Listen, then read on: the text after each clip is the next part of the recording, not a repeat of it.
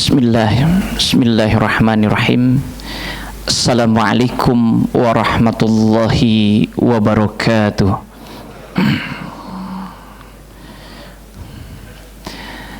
Alhamdulillahilladzi arsala rasulahu bil huda wa dinil haq liyudhhirahu 'ala ad-dini kulli wa kafa billahi syahida. Asyhadu an la ilaha illallah wa asyhadu anna Muhammadan abduhu wa rasuluh la nabiyya ba'da. Allahumma salli ala Muhammad wa ala ali Muhammad. Rabbi shrah li sadri wa yassir li amri wahlul 'uqdatam min lisani yafqahu qawli. Ittaqullaha haqqa tuqatih wa la tamutunna illa wa antum muslimun. Yang saya hormati seluruh pengurus DKM Masjid Al-Aqsa Permata, mudah-mudahan semuanya dalam keadaan sehat dan Allah mudahkan segala urusannya.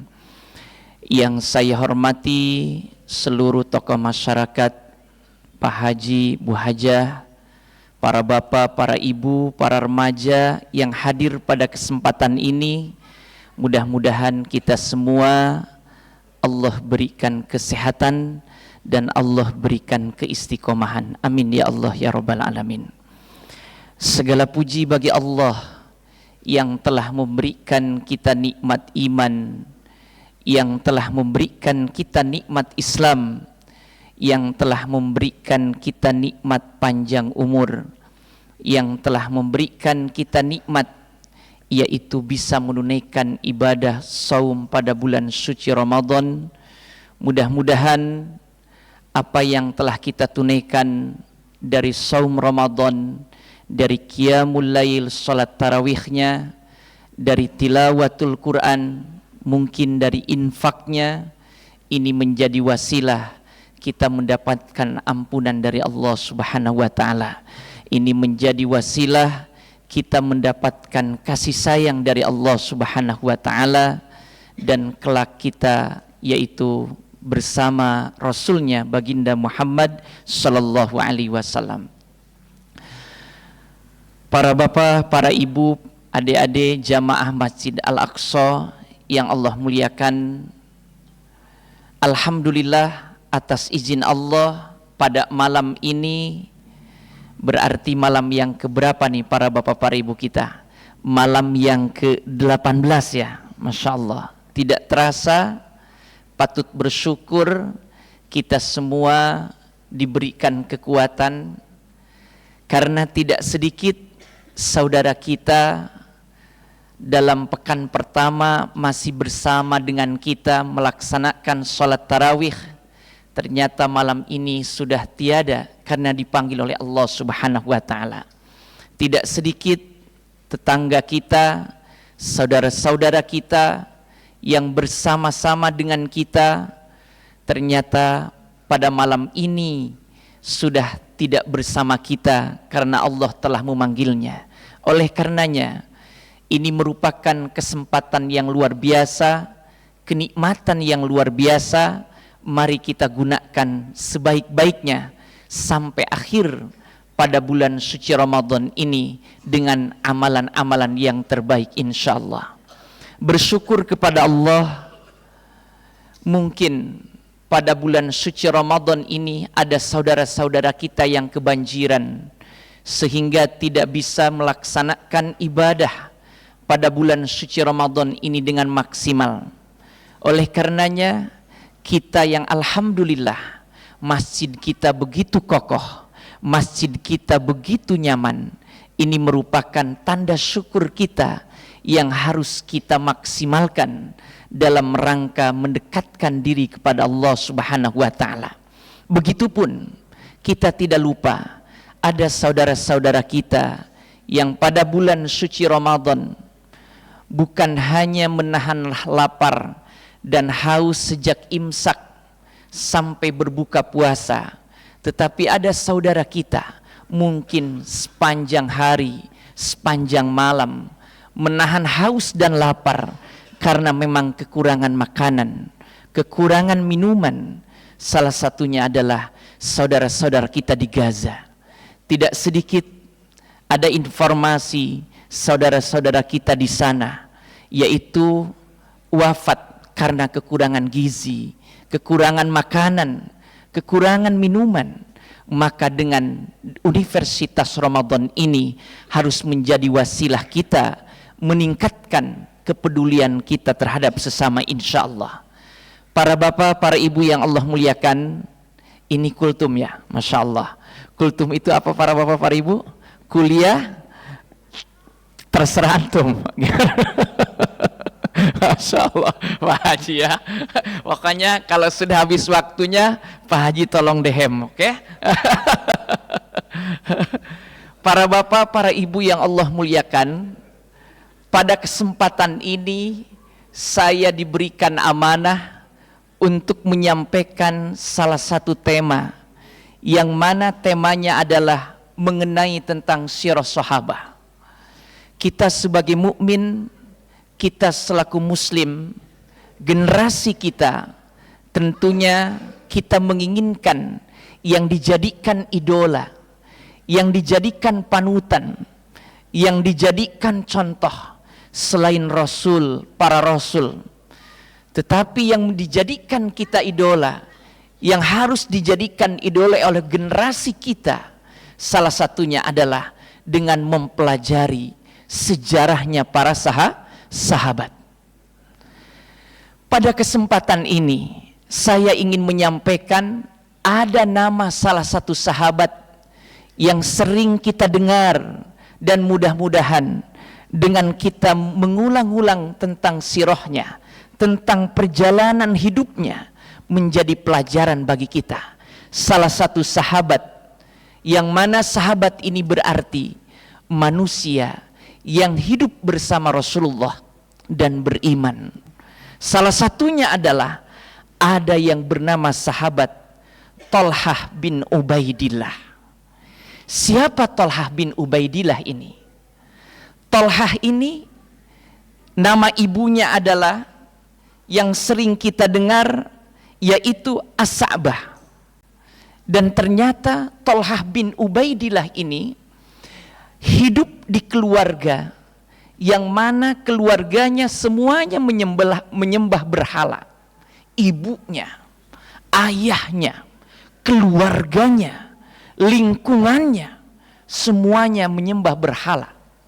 Tetapi sangat menarik ketika kita membaca sirah Thalhah bin Ubaidillah, ternyata Thalhah bin Ubaidillah sejak kecil, walaupun hidup di keluarga yang menyembah berhala, tetangganya, lingkungannya menyembah berhala, tetapi diabadikan dalam sejarah Thalhah bin Ubaidillah itu, dia terjaga. Salah satunya adalah tidak pernah mengikuti, yaitu apa yang dicontohkan oleh orang tuanya dalam menyembah berhala.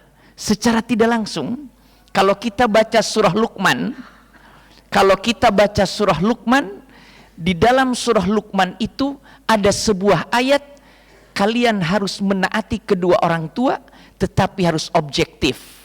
Dalam arti Islam itu ketaatan kepada kedua orang tua selama orang tua mengajak terhadap ketauhidan, selama orang tua mengajak terhadap hal yang positif, tentunya kita harus menaatinya.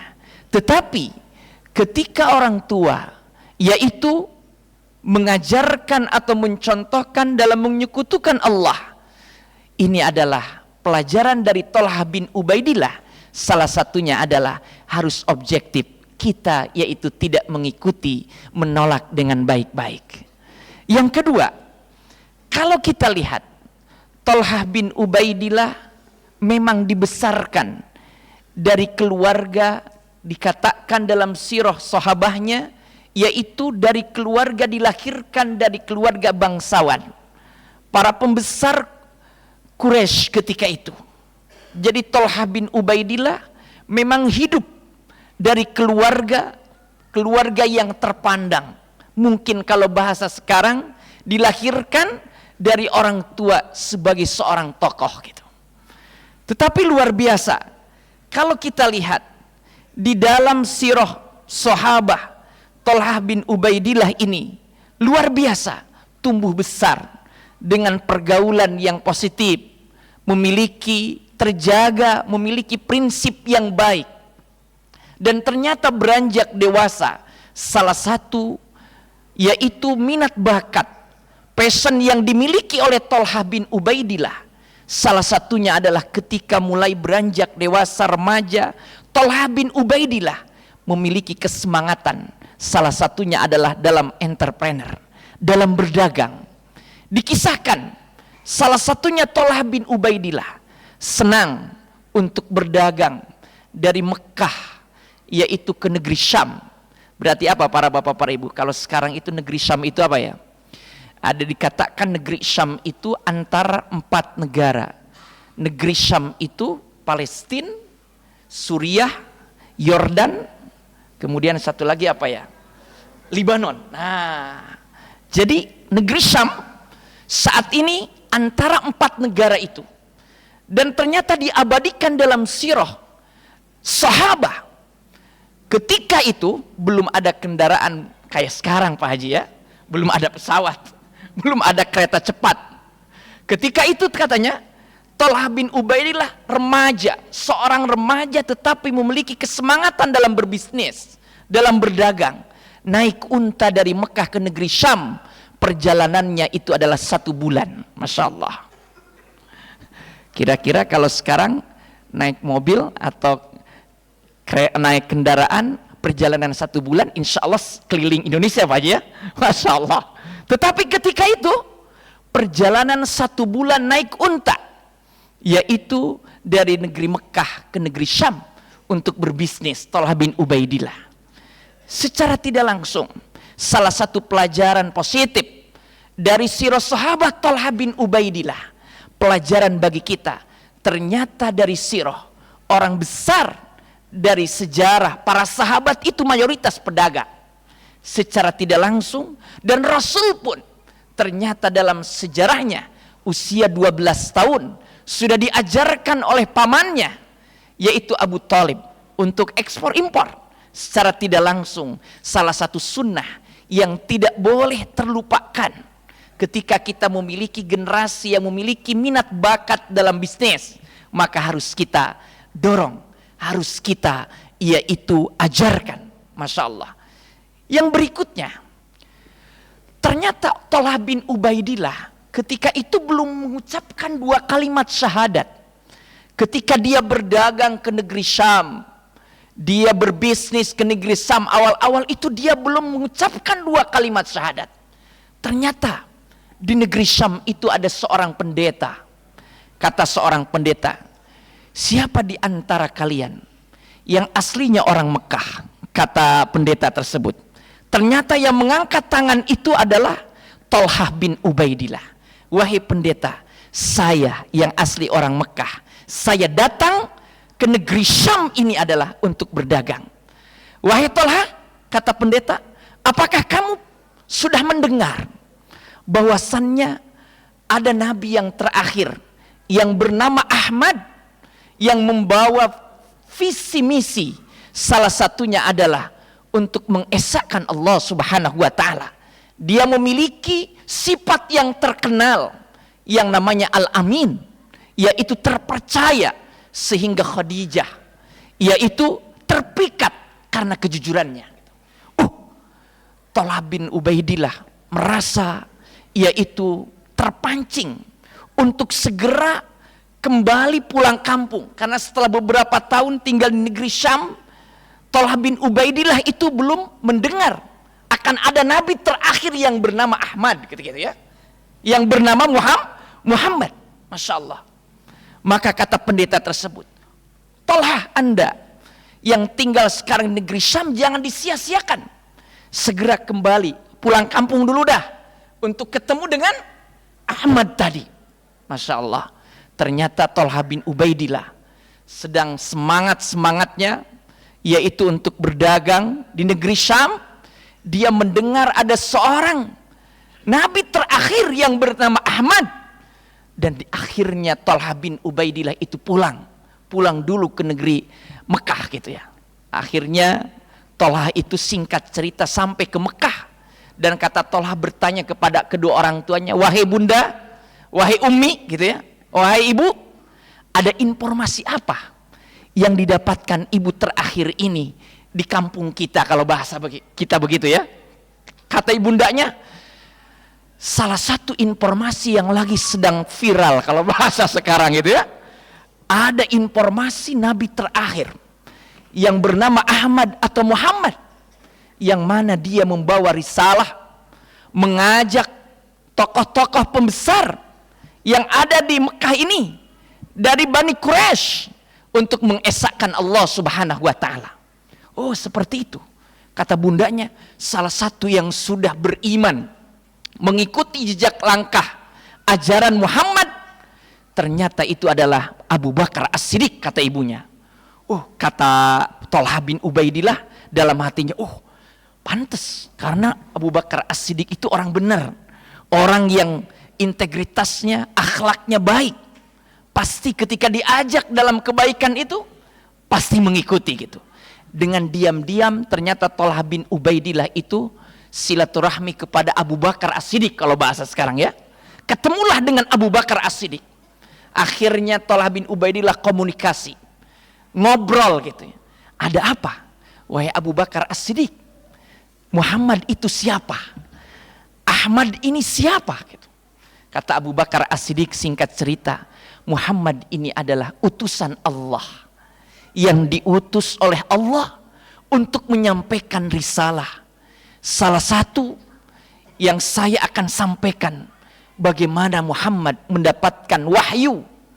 Jadi antara Thalhah ke Nabi Muhammad itu jauh sekali. Usianya itu mungkin bisa dikatakan 20 tahunan lah gitu, jarak antara usia Thalhah dengan Nabi Muhammad gitu, jauh. Jadi tidak terlalu dekat gitu antara Thalhah dengan Nabi Muhammad ini. Ketika yaitu Thalhah mendapatkan penjelasan dari siapa? Dari Abu Bakar As-Siddiq.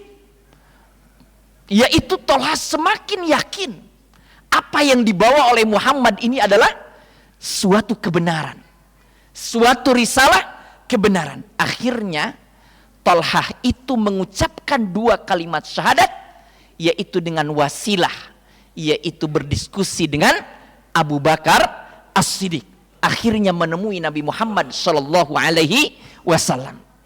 Ternyata para bapak, para ibu, jamaah, adik-adik semua, ketika Thalhah bin Ubaidillah yaitu sudah mengucapkan 2 kalimat syahadat, itu viral gitu kalau bahasa sekarang, di Bani Quraisy ini heboh.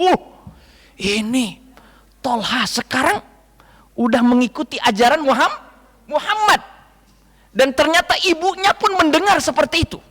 Ternyata dalam sirahnya, para bapak, para ibu, ketika mendengarkan bahwa Thalhah itu sudah mengucapkan 2 kalimat syahadat, ibunya tidak meridhoinya. Ibunya tidak meridhoinya.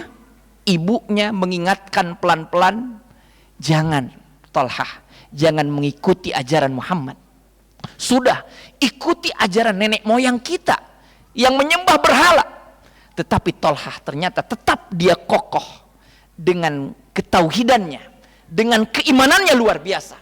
Secara tidak langsung, Bapak Ibu, jamaah sekalian, salah satu pelajaran bagi kita adalah salah satu nilai yang tidak boleh lupa untuk kita.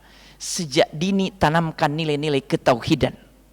Mau apapun kelak profesi generasi kita, mungkin jadi polisi, mungkin jadi ahli di bidang hukum, mungkin ahli di bidang teknik, apapun profesinya, tetapi tidak boleh lupa tanamkan nilai-nilai ketauhidan. Kemudian udah bablas ini ya, Masya Allah. Kalau sudah cerita Pak Haji, belum dehem nih Pak Haji. Masya Allah. Ternyata para jamaah sekalian, di dalam sirahnya dikisahkan sampai Thalhah itu karena diingatkan oleh ibunya dengan baik-baik, tetapi Thalhah pun menolak ajakan untuk menyembah berhala, ibunya, keluarganya akhirnya sampai menyakiti Tolha. Mungkin kalau bahasa sekarang diusir, tidak dianggap lagi menjadi keluarganya. Tetapi Tolha berdiskusi baik-baik. Tolha tetap dia memegang prinsip ketauhidannya. Sampai ketika Tolha dan Abu Bakar itu didengar oleh yaitu Bani Quraisy mengucapkan 2 kalimat syahadat, yaitu ada yang bernama yaitu Naufal bin Khulaid. Naufal bin Khulaid ini terkenal orangnya keji. Jadi sampai Tolha sama Abu Bakar itu disakiti. Kalau bahasa sekarang mungkin disiksa gitu ya, Masya Allah. Tetapi dipersekusi saja, Masya Allah gitu kan.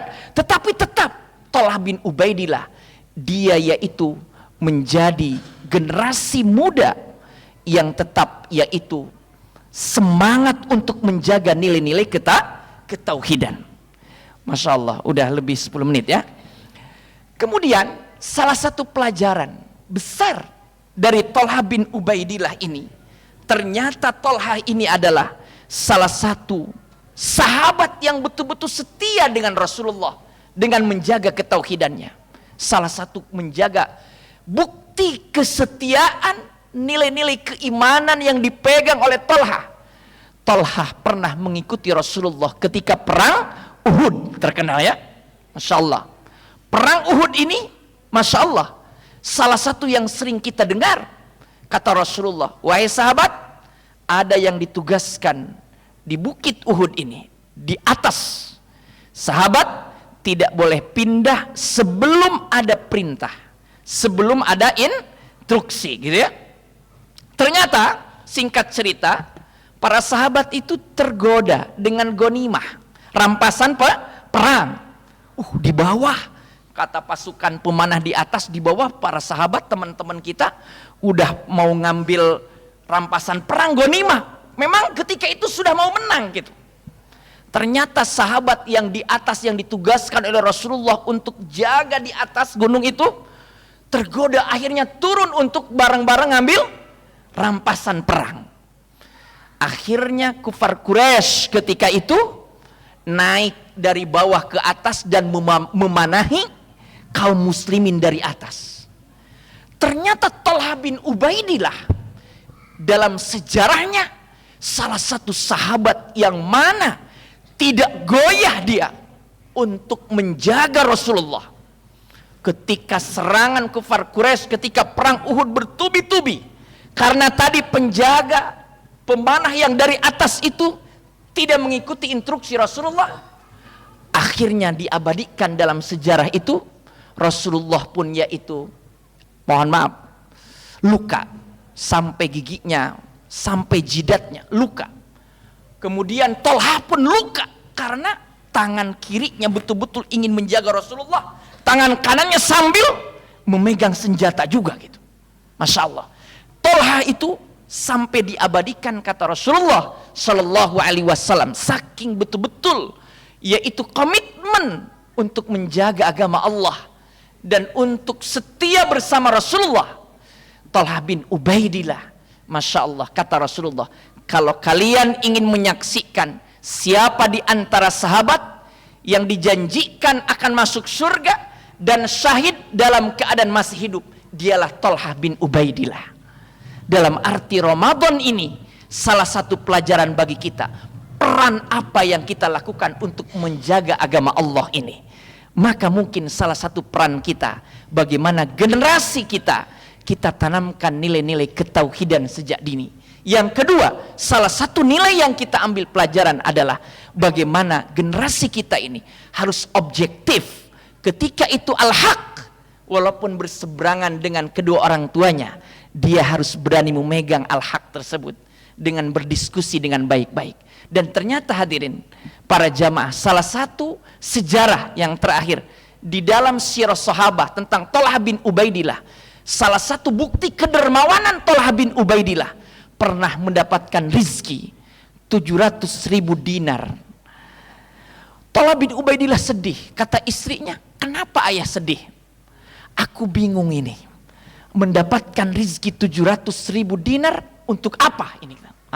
Diingatkan oleh istrinya, 700.000 dinar kalau sekarang berapa ya Pak Haji ya? Kalau 1 dinarnya 30.000 dikali 700.000 dinar jadi berapa ya? Pokoknya banyak dah begitu ya, pokoknya banyak. Jadi ternyata yang dipikirkan oleh Tolha itu dipakai untuk ngapain ini harta.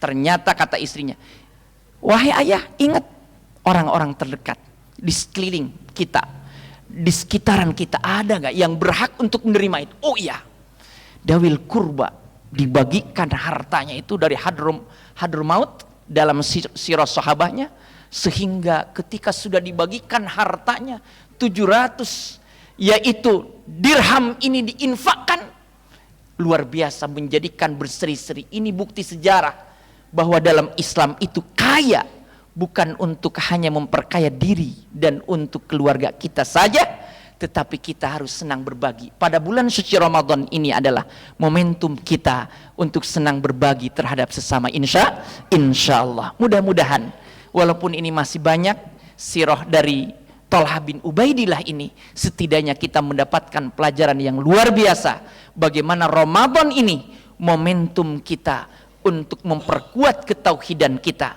momentum kita untuk memperkuat ketauhidan keluarga kita, momentum kita untuk memperkuat ukhuwah Islamiyah, insya Allah, memperkuat ukhuwah watoniyah, insya Allah. Dan tentunya Ramadan ini sebagai latihan untuk 11 bulan kemudian. Alhamdulillah masjid kita begitu megah dan nyaman ini, mari kita semakin makmurkan, insya Allah. Terima kasih, mohon maaf. Assalamualaikum warahmatullahi wabarakatuh.